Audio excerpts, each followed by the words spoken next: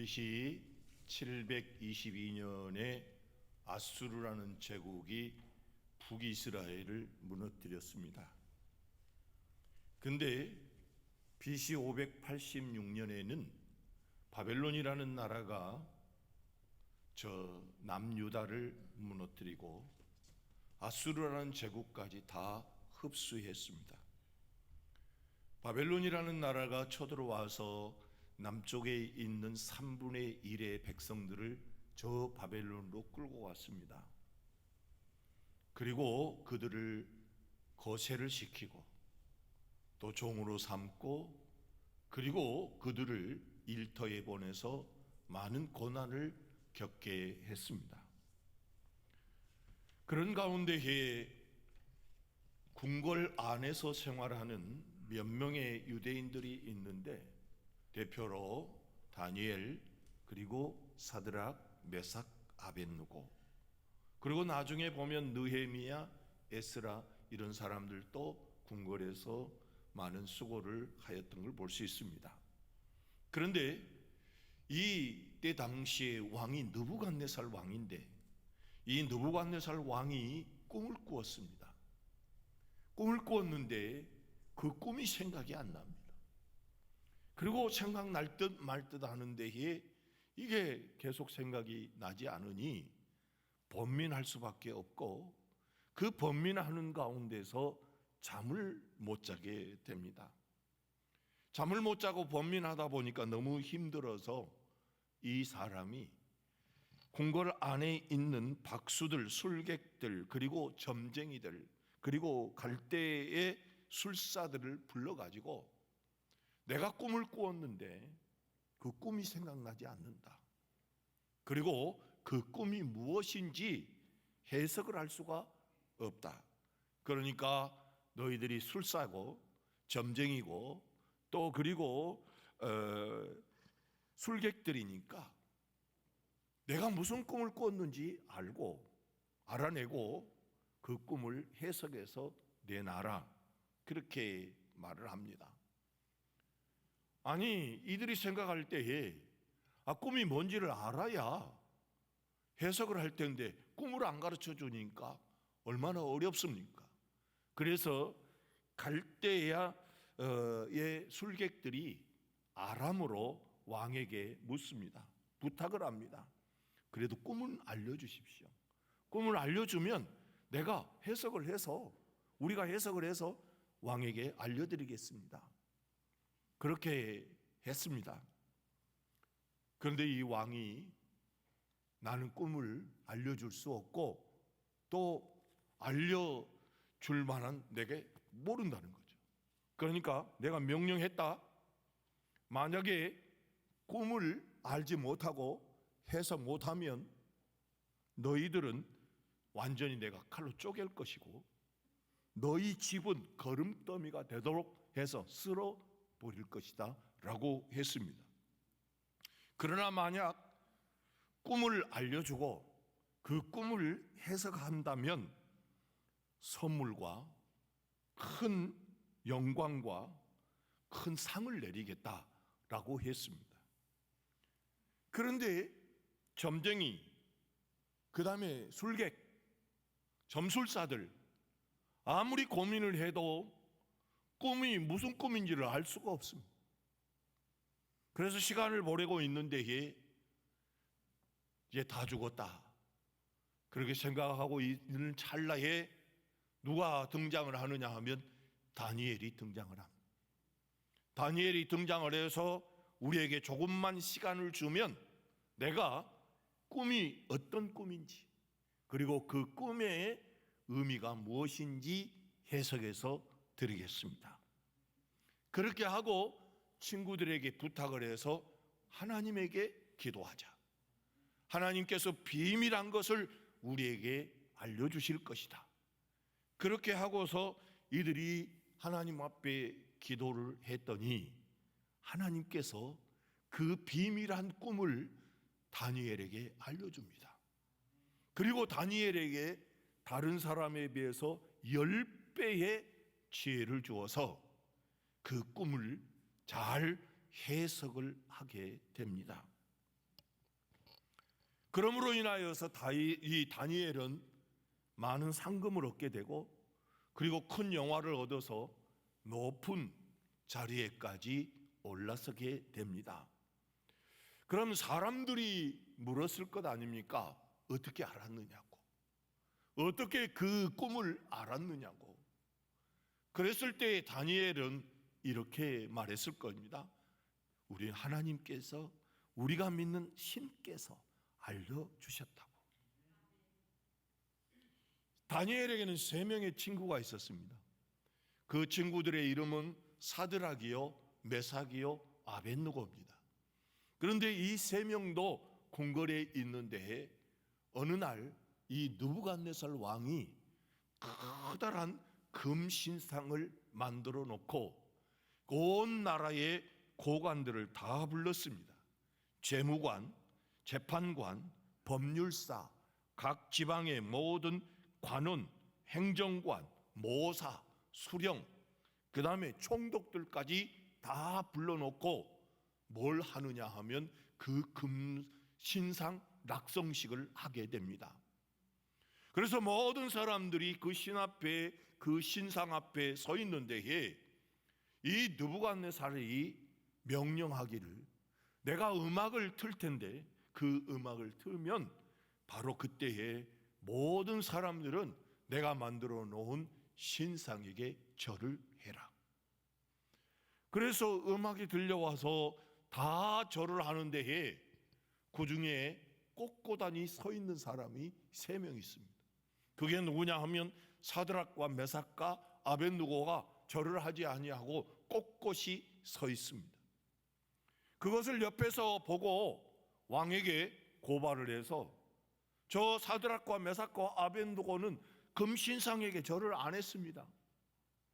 고발을 함으로 인하여서 불려가게 된 거죠. 그래서 왕 앞에 갔더니 어찌하여 너희들이 내가 만들어 온 신상에 절을 하지 아니하였느냐? 우리는 여호와를 섬기는 사람이기에 우상에 절을 할 수가 없습니다. 그럼 너희들 풀무불에 던질 것인데 그래도 안 하겠느냐? 기회를 다시 한 번만 줄 테니까 절을 해라. 아닙니다. 우리는 절할 수 없습니다. 그러면 풀무불에 던져질 거야. 그래도 우리는 그렇게 하지 아니, 하나님이 우리를 건져내실 텐데 만약에 건져내지 않는다고 할지라도 우리는 그 금신상에 절하지 않겠습니다. 그러므로 인하여서 결국 이 3명을 뜨거운 풀무불 속에 던져 넣지 않았습니까? 그런데 그곳에 3명을 던져 놓는데 4명이 나왔습니다. 4명이 나타나더니만 그들이 나중에 꺼내서 보니까 머리카락 하나 상하지 아니하고, 그리고 더 나아가서 불탄 냄새도 나지 않게 그들은 그 풀무불 속에서 살아나왔던 겁니다. 그러면 이들에게도 사람들이 물어보면 뭐라고 했겠습니까? 어떻게 해서 너희들은 머리카락 하나 상하지 않고 나왔느냐? 그러면 이렇게 말했을 것입니다. 우리 하나님이 우리를 지켜주셔서, 우리가 믿는 신이 지켜주셔서 이렇게 우리가 죽지 않고 살아나왔다고. 여러분 생각해 보십시오. 다니엘도 사자굴에 던져졌는데 하나님의 천사들이 와서 사자의 입을 막아버리고 더 나가서 그 사자굴에서 살아나왔습니다. 이 사람들이 볼 때야 이놈들이 참 이상한 놈들이다. 어떻게 풀무불 속에서 살아나오고, 어떻게 해서 사자굴에서 살아나오고, 그리고 우리가 알지 못하는 꿈을 해석할 수 있지? 그들이 섬기는 신이 참 대단하다. 나도 그 신을 섬겨야 되겠다라고 나서는 사람들이 많아지기 시작했다는 겁니다. 그게 어디서 예언된 말씀이냐 하면 이사야서 44장 1절에서 5절에 보면 이렇게 나와 있습니다. 나의 종 야곱, 내가 택한 이스라엘아, 이제 들으라. 너를 만들고 너를 모태에서부터 지어낸 너를 도와줄 여호와가 이같이 말하노라. 나의 종 야곱, 내가 택한 요스루나 두려워하지 말라. 나는 목마른 자에게 물을 주며 마른 땅에 시내가 흐르게 하며 나의 영을 내 자손에게 나의 복을 내 후손에게 부어주리니 그들이 풀 가운데에서 솟아나기를 시냇가의 버들같이 할 것이라. 한 사람은 이르기를 나는 여호와께 속하였다 할 것이며 또 한 사람은 야곱의 이름으로 자기를 부를 것이며 또 다른 사람은 자기가 여호와께 속하였음을 그의 손으로 기록하고 이스라엘의 이름으로 존귀히 여김을 받으리라. 하나님께서 이스라엘 백성들이 저 바벨론으로 포로로 잡혀가기 전에 먼저 이스라엘에게 예언을 해 놓았는데, 그 예언이 뭐냐 하면 너희들이 저 바벨론에 갈지라도 마치 풀에서 솟아나는 버들같이 툭 튀어나올 것이다. 여러분, 풀에서 버드나무가 훨씬 크지 않습니까? 그 풀보다. 그래서 하나님께서 이스라엘 백성들을 저 많은 다른 족속들보다 더 특출나게 뛰어나오게 해주겠다. 그것으로 인하여서 저 이방 사람들이, 하나님을 믿지 않았던 사람들이 나도 여호와께 속하였다, 나도 야곱의 자손이다 그러면서 손에다가 나도 여호와께 속한 사람 하고 쓰고 다녔다는 것이. 여러분, 그러지 않겠습니까? 만약에 여기에서 여러분들이 정말로 특출나게 천재들이 나오고 또 사업을 하는데도 잘 되시고 놀라운 은혜 가운데서 버드나무처럼 튀어오르는 그런 놀라운 역사가 일어나면, 야, 그 사람은 어디 교회 다니느냐? 샘물교회 다닌다. 아, 그러면 아마 많은 사람들이 나도 샘물교회에 가봐야 되겠다, 그렇게 말을 하지 않겠습니까? 그런데 그런 역사가 사실은 일어난 거죠. 하나님께서 다니엘을 높이 띄워주시고, 그리고 사드락과 메삭과 아벤느고를 높이 올려주시고, 느헤미야, 에스라, 에스더를 그냥 이렇게 높여주니까 하나님께서 그렇게 하셨노라고 말을 하게 된 겁니다. 그래서 저 족속이 누구 족속이야? 어느 족속이야? 그러니까 사람들이 저 사람들은 유대인이야, 유대인. 저 유다에서 왔어, 유대인들이야. 그래서 사실상 바벨론 포로에서 유대인이라는 말이 나오게 되고 지금까지도 유태인 우리가 그렇게 부르고 있는 것이죠. 그런데 나중에 70년 포로 생활이 가까워왔을 때에 하나님의 말씀의 역사가 이루어지기 시작을 했는데, 어떻게 이루어졌느냐 하면 스가랴서 8장 21절로 23절 말씀에 보면 이런 말씀이 있습니다. 이 성읍 주민이 저 성읍에 가서 이르기를 우리가 속히 가서 만군의 여호와를 찾고 여호와께 은혜를 구하자 하면 나도 가겠노라 하겠으며, 많은 백성과 강대한 나라들이 예루살렘으로 와서 만군의 여호와를 찾고 여호와께 은혜를 구하리라. 만군의 여호와가 이와 같이 말하노라. 그날에는 말이 다른 이방 백성 10명이 유다 사람 하나의 옷자락을 잡을 것이라. 곧 잡고 말하기를 하나님이 너희와 함께 하심을 들었나니 우리가 너희와 함께 가려 하노라 하리라 하시니라. 아멘.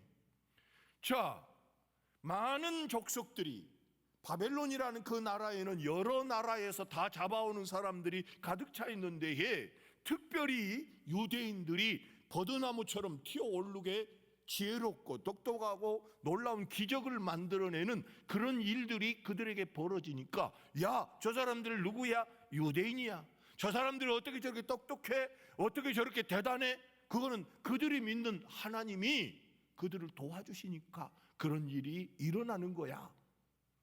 그랬더니 사람들이 나도 하나님 믿을 거야, 나도 유대인들이 믿는 그 신을 믿을 거야 라고 하면서 사람들이 어떻게 되느냐? 거기에 몰려온 거죠. 그래서 이제 70년이 다 돼갔을 때에 이들이 하는 말이 나도 좀 데리고 가. 그러면서 몇 명이 붙으느냐? 유대인 한 명에 이방 사람들이 10명이 달라붙어 가지고 옷자락을 붙잡으면서 하는 말이 뭐라고 하느냐? 하나님이 너희와 함께 하심을 들었나니 우리가 너희와 함께 가려 하노라. 할렐루야. 사랑하는 성도 여러분, 여러분들이 그렇게 되기를 주의 이름으로 축원합니다.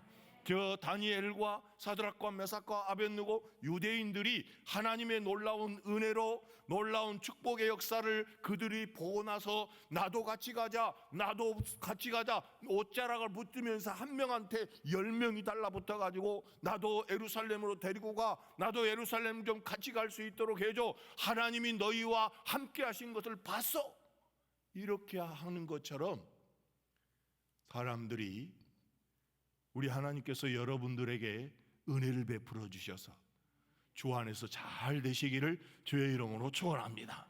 잘 되셔서 저 집에 왜 저렇게 잘 되는 거야?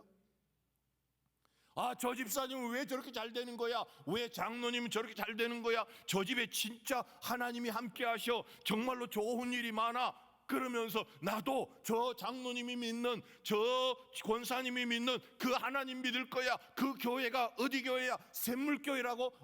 그러면 나도 좀 데려가라고. 할렐루야. 그러게 되기를 주의 이름으로 축원합니다. 나는 그걸 기도를 하거든요. 그런데 여러분들 따라온 사람이 있습니까? 가자고 해도 안 와. 여러분, 하나님의 큰 은혜가 여러분들에게 있어서 정말로 나도 데리고 가라고, 나도 같이 가게 해달라고 옷자락을 붙잡고 늘어질 수 있는 그런 축복의 역사가 여러분의 삶에 일어나기를 주의 이름으로 축원합니다. 자, 그런데 이제 문제가 뭐냐 하면 이 사람들이 이제 70년이 다 돼서 고국으로 돌아오게 되는데 돌아오려고 하니까 걱정이 생겼어요. 무슨 걱정이 생겼느냐 하면 에스겔서 44장 6절에서 9절에 보면 이런 말씀이 있습니다. 너는 반역하는 자 곧 이스라엘 족속에게 이르기를 주 여호와께서 이같이 말씀하시기를 이스라엘 족속아 너희의 모든 가증한 일이 족하니라. 너희가 마음과 몸의 할례를 받지 아니한 이방인을 데려오고 내 떡과 기름과 피를 드릴 때에 그들로 내 성소 안에 있게 하라. 내 성전을 더럽혔으므로 너희의 모든 가증한 일 외에 그들이 내 언약을 위반하게 하는 것이 되었으며 너희가 내 성물의 직분을 지키지 아니하고 내 성소에 사람을 두어 너희 직분을 대신 지키게 하였느니라. 주 여호와께서 이같이 말씀하셨느니라. 이스라엘 족속 중에 있는 이방인 중에 마음과 몸의 할례를 받지 아니한 이방인은 내 성소에 들어오지 못하리라. 이게 무슨 말이냐 하면 하나님의 성전에 들어와서 제사를 지내야 하나님을 믿는 사람이 될 수 있는데 율법적으로 율법에 이방인들은 못 들어온다. 어디에 못 들어오느냐? 성전에 못 들어온다. 이게 걱정이 생기는 거예요. 지금 이스라엘 백성들이 하도 놀라운 하나님이 함께 하셔서 그들의 삶이 형통하고 그들의 삶에 놀라운 역사가 일어나서 나도 같이 가겠다 하고 따라오려고 그랬더니 이방인들은 안 돼. 이방인들은 성전에 못 들어와. 이런 말을 함으로 인하여서 하나님께서 그것을 바로 해결해 주는 말씀을 오늘 해주고 계신 것을 알 수 있습니다. 그게 3절인데 여호와께 연합한 이방인은 말하기를 여호와께서 나를 그의 백성 중에서 반드시 갈라내시리라 하지 말며. 이스라엘 백성들은 아무렇지도 않지만 이방인들이 하나님을 믿고 이제 예루살렘에 와가지고 하나님을 잘 섬기려고 했더니 이방인은 안 돼 라고 하는 말씀이 있어서 하나님께서 저 이사야 선지자를 통하여서 하시는 말씀이 그거 괜찮아, 그렇게 말하지 마라 라고 먼저 말을 하고 있습니다. 그리고 두 번째 걱정하는 사람들이 있는데 그게 뭐냐 하면, 자, 바벨론에 느부갓네살 왕이 군대를 이끌고 와서 바벨론을 쳐부수고 3분의 1을 데리고 갔는데, 그 중에 똑똑한 사람들을 왕궁으로 데려와서 그들의 교육을 시키고 그들의 글을 배우고 그들의 음식을 먹이면서 그들에게 공부를 시켜서 바벨론을 위하여서 일을 하도록 만드는데 그때에 어떻게 하느냐? 거세를 시키는 거세를 시켜가지고 내시를 만들어가지고 그의 일을 하게 만드는 경우가 많다라는 겁니다. 그래서 아마도 다니엘, 사드락, 메삭, 아벳느고 그리고 느헤미야 이런 사람들은 다 거세시켜서 아마도 일을 시켰을 거라고 보는 거지요. 그런데 그들이 고국으로 다시 돌아와야 되잖아요. 고국으로 다시 돌아와야 되는데 뭐가 돼버렸습니까? 갈 때는 고자가 아니었는데 고자가 돼버렸습니다. 그러면 고자들이 고국에 돌아와서 성전에도 가지 못하고 하나님께 제사도 못 드린다고 한다면 이 억울한 일이 어디가 있습니까? 그래서 3절의 끝에 보면 뭐라고 하느냐 하면, 나는 마른 나무라 하지 말라. 나는 마른 막대기가 되어버렸으니까 내가 무슨 희망이 있어서 그 예루살렘으로 돌아가고 그 성전에도 가지 못하는데 내가 하나님의 축복을 받지 못하는데 왜 가느냐? 이렇게 되어버렸다는 것입니다. 그런데 하나님께서는 어떻게 그 문제를 해결하셨느냐 하면, 저 예레미야에게 미리 예언을 해두신 말씀이 있는데, 예레미야 31장 31절로 34절에 보면 이런 말씀이 있습니다. 여호와의 말씀이니라. 보라, 날이 이르리니 내가 이스라엘 집과 유다 집에 새 언약을 맺으리라. 이 언약은 내가 그들의 조상들의 손을 잡고 애굽 땅에서 인도하여 내던 날에 맺은 것과 같이 아니할 것은, 내가 그들의 남편이 되었어도 그들이 내 언약을 깨뜨렸음이라. 여호와의 말씀이니라. 그러나 그날 후에 내가 이스라엘 집과 맺은 언약은 이러하니, 곧 내가 나의 법을 그들의 속에 두며 그들의 마음에 기록하여 나는 그들의 하나님이 되고 그들은 내 백성이 될 것이라. 여호와의 말씀이니라. 자, 이 말씀을 잘 보면 저 시내산에서 맺은 그 언약대로 한다면 이방인들은 하나님의 자녀가 되지 못합니다. 하나님의 집에 못 들어옵니다. 그리고 더 나아가서 고자들은 성전 안에 못 들어오게 되어 있습니다. 그런데 하나님께서 미리 새 언약을 예레미야에게 주어서 이방인들도 성전에 들어오고 고자들도 성전에 들어올 수 있도록 새 언약을 주었는데, 어떻게 주었느냐 하면 하나님의 말씀을 그 가슴에 품게 하시고 또 그 마음에 새겨서 정말로 하나님을 제대로 믿기만 하면 하나님의 자녀가 될 수 있고 성전에 들어와서 제사를 지낼 때에 그 제사를 받아주겠다고 약속해 준 것이 예레미야의 새 언약인데, 그 새 언약대로 언제 이루어졌느냐 하면 예수 그리스도가 이 땅에 오셔서, 참으로 예수님께서 찾아다닌 사람들이 어떤 사람입니까? 장녀를 찾아다녔고 세리를 찾아다녔고 흠이 있는 삭개오 이런 사람들을 찾아다니면서 참으로 흠이 있는 그들을 아브라함의 자녀가 되게 해주셨고, 예수 그리스도만 믿기만 하면 하나님의 자녀가 되는 권세를 그들에게 주지 않았습니까? 바로 이것이 새 언약이요 하나님의 놀라운 은혜였던 것을 알 수 있습니다. 사랑하는 성도 여러분, 그 새 언약, 그 은혜 때문에 저와 여러분은 하나님의 자녀가 되었고, 이렇게 주님 앞에 하나님의 자녀로 살아갈 수 있는 줄로 믿으시기를 주의 이름으로 축원합니다. 그런데 오늘 본문에 보면 먼저 고자에게 먼저 이야기를 하고 있습니다. 자, 4절 보면 여호와께서 이와 같이 말씀하시기를, 나의 안식일을 지키며 내가 기뻐하는 일을 선택하며 나의 언약을 굳게 잡는 고자들에게는, 자, 그런데 그 전에 조건이 뭐냐 하면 여호와께 연합하여 안식일을 지키며 내가 기뻐하는 일을 선택하며 나의 언약을 굳게 잡는 자들에게는 내가 내 집에서, 여기서 내 집은 어디입니까? 성전에서, 내 성 안에서 아들이나 딸보다 나은 기념물을 주겠다는 겁니다. 여러분, 이 세상에서 가장 귀한 것이 무엇입니까? 자식이지 않습니까? 아들이고 딸이지 않습니까? 돈보다 귀한 것이 자식 아닙니까?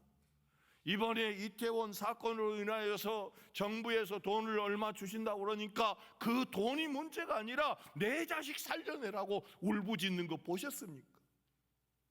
여러분, 정말로 우리 인간에게 제일 중요한 것은 아들이고 딸인데, 하나님께서 고자들에게 너희들이 정말 나하고 딱 연합되어서 하나로 결합되어진 존재로서 주의를 지키며 기뻐하는 일을 선택하며 나의 언약을 굳게 잡고 믿음으로 살기만 한다면 내가 아들보다 딸보다 귀한 기념물을 줄 것이고, 이 기념물이라고 하는 것은 힘과 능력과 소유를 주겠다라고 말씀하고 있습니다. 사랑하는 성도 여러분, 그래서 비록 고자일지라도 하나님하고 하나가 되어지고 안식일을 지키며 그 다음에 하나님이 기뻐하는 일을 선택하며 그리고 나의 언약을 굳게 잡기만 한다면 아들과 딸보다 귀한 선물을 줄 것이고, 그 다음에 더 나가서 이름을 주는 데에 그 이름을 영원한 이름을 주어서 영원토록 끊어지지 않도록 해주겠다고 말씀하고 있습니다. 근데 여기서 영원히 끊어지지 않는다라는 것은 바로 하나님의 나라에서 영원히 살 수 있는 영생과 하나님의 나라의 삶을 허락해 주겠다고 말씀하고 있습니다. 그 다음에 보면은 6절에 보면 또 여호와와 연합하여 그를 섬기며 여호와의 이름을 자랑하며 그의 종이 되며 안식일을 지키며 더럽히지 아니하며 나의 언약을 굳게 지키는 이방인마다. 그러니까 우리 하나님과 하나가 되어서 연합이 되어질 뿐만 아니라 바로 여호와의 이름을 사랑하며 그를 섬기며 그의 종이 되고 안식일을 더럽히지 아니하며 안식일만 잘 지킨다고 한다면 하나님께서 뭘 해준다고 합니까? 7절에 보면 내가 곧 그들을 나의 성산으로 인도하여, 여기서 성산이라고 하는 것은 바로 예루살렘을 이야기를 하고 있고 성전이 있는 산을 거룩한 성산이라고 말하고 있습니다. 그런데 그곳에서 기도하는 내 집에서 그들을 기쁘게 할 것이며 그들의 번제와 희생을 나의 제단에서 기꺼이 받게 되리니 이는 내 집은 만민이 기도하는 집이라 일컬음이 될 것임이라 그랬습니다. 사랑하는 성도 여러분, 저와 여러분은 어떻습니까? 저와 여러분은 이스라엘의 선택 민족이 아니고 이방인으로서 이 땅에 태어났고 이 땅에서 살아가는 데에 우리 주님께서 새 언약을 우리에게 주셔서 우리를 선택하시고 하나님의 자녀가 되었는데 성전에 가서 예배드리고 성전에 가서 기도하고 성전에 가서 하나님의 자녀로 살고 그리고 더 하나님께서 주시는 기념물도 받고 하나님께서 주시는 선물도 받고 놀라운 축복된 삶을 살고 영생을 얻을 뿐만 아니라 하나님의 나라에 가서 영원히 살아야 되는데 이방인이니까 안 된다. 우리는 내가 과거에 못된 짓을 많이 해서 안 된다 그러는 것이 아니라 우리 하나님께서는 하나님과 하나가 되어지고 예수를 믿는 사람으로서 하나님과 한 몸이 되어지기만 하면 우리 하나님께서 우리에게 놀라운 은혜를 베풀어 주셔서 저 유대인과 같이 우리의 예배를 받아주시고 우리의 기도를 받아주시고 우리에게 주시고자 하는 그 기념물도 함께 주시며 영생을 주실 뿐만 아니라 영원히 끊어지지 않는 그 삶을 우리에게 주신 줄로 믿으시기를 주의 이름으로 축원합니다. 그러므로 우리도 참으로 주님의 놀라운 새 언약으로 인하여서 우리의 마음속에 뭐가 기록이 되느냐, 너는 내 아들이다, 내 딸이다, 그렇게 기록이 되어져서 우리가 주의를 잘 지키면서 하나님이 기뻐하는 삶을 살고 하나님을 섬기며 우리 주님 앞에서 믿음으로 살기만 하면 우리 하나님께서는 영원한 생명을 지켜주실 뿐만 아니라 우리에게 특별한 기념물도 주실 줄로 믿으시기를 주의 이름으로 축원합니다. 제가 기도하는 것이 있습니다. 늘 기도하는 것이, 아까 말씀을 드렸듯이 하나님, 우리 성도들을 이 세상에 살아갈 때에 마치 유대인들을 저 바벨론에서 풀 가운데서 솟아나온 버드나무를 만들어 주신 것처럼 우리 성도들을 참으로 이 세상에서 버드나무처럼 솟아오르게 해 주시옵소서. 그래서 주변 사람들이 우리 성도님들을 보고, 우리 장로님들을 보고, 우리 권사님과 집사님들을 보고, 야, 저분은 하나님이 함께하는 사람이야, 하나님이 함께하는 사람이야, 저분이 믿는 하나님을 나도 믿고, 다시 하겠습니다, 저분이 믿는 하나님을 나도 믿고 저분이 다니는 교회 나도 가겠다. 이런 역사가 여러분들에게 있기를 주의 이름으로 축원합니다. 그래서 정말 나 좀 데리고 가라고, 신 집사님 나 좀 데리고 가요, 그렇게 해야 되는데 난 신 집사님 때문에 안 갈 거야, 이렇게 되어지면 되겠습니까? 저 집사님처럼 산다면 그냥 나도 망하게 생겼어, 안 갈 거야. 그게 아니라 정말 주님 안에서 잘 되셔서 여러분의 자녀들도 지혜롭게 솟아오르기를 주의 이름으로 축원합니다. 그렇잖아요. 자식만 잘 돼도, 자식도 정말로 놀라운 일이 있으면은, 야, 저 집에 아버지가 누구야? 그 어머니가 누구야? 어떻게 그렇게 잘 됐어? 그러면 그 아버지가 어머니가 내가 똑똑해가지고, 이렇게 하지 말고 하나님이 해주셨지. 할렐루야. 그렇게 할 때 하나님이 높아지고 하나님께서는 우리에게 더 놀라운 지혜와 자녀들의 삶에까지도 풀밭 가운데서 솟아나는 버드나무를 만들어 주실 줄로 믿으시기를 주의 이름으로 축원합니다. 우리 옆에 사람과 한번 인사합시다. 솟아날 것입니다. 할렐루야. 풀밭에서 풀처럼 같이 노는 것이 아니라 정말로 하나님을 믿는 사람이니까 풀밭에서 풀처럼 놀면 똑같이, 저 바벨론에서 이스라엘 백성들이 저 다른 족속들하고 똑같았다고 한다면, 그들의 지혜가 똑같고 그들의 삶에 똑같았다고 한다면 그들에게 달라붙을 사람이 누가 있습니까? 쫓아올 사람이 누가 있겠습니까?